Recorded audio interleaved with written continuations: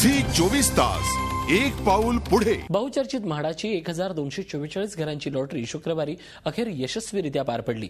म्हाडाची घरी जरा महाग असली तरी मुंबईत घर लागल्याचा आनंद लॉटरी विजेत्यांनी व्यक्त केला। तर येत्या दिवाळी दरम्यान आणखीन 2450 घरांची लॉटरी विरार भागासाठी तर पुढील वर्षी मे महिन्यात आणखीन 3000 घरांची लॉटरी घेणार असल्याचं म्हाडानं आत्ताच जाहीर केलंय।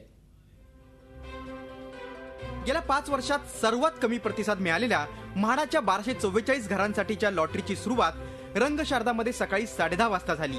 प्रत्यक्ष लॉटरी प्रक्रिया बघण्यासाठीही अपेक्षेप्रमाणे कमी गर्दी झाली होती। 60 वर्षांच्या नारायण मुदलियार यांना मागाटणे इथल्या घराची लॉटरी लागल्यावर त्यांना एवढा आनंद झाला की त्यांना आपल्या भावना व्यक्त करता येत नव्हत्या। गेली 35 वर्ष मुंबईत 10 बाय 10च्या भाड्याच्या घरात राहणाऱ्या मुदलियार यांना अखेर स्वतःचं हक्काचं घर मिळालं।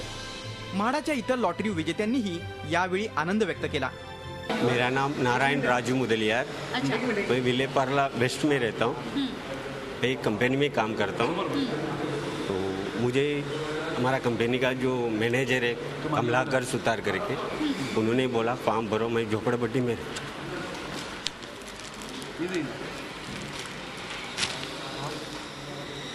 एक सर्व्हिसमॅन म्हणून 25 वर्ष बाहेरच होतो आणि पूर्ण भारतभर देशाची सेवा केली मी। त्याचं फळ मला आज मिळालं।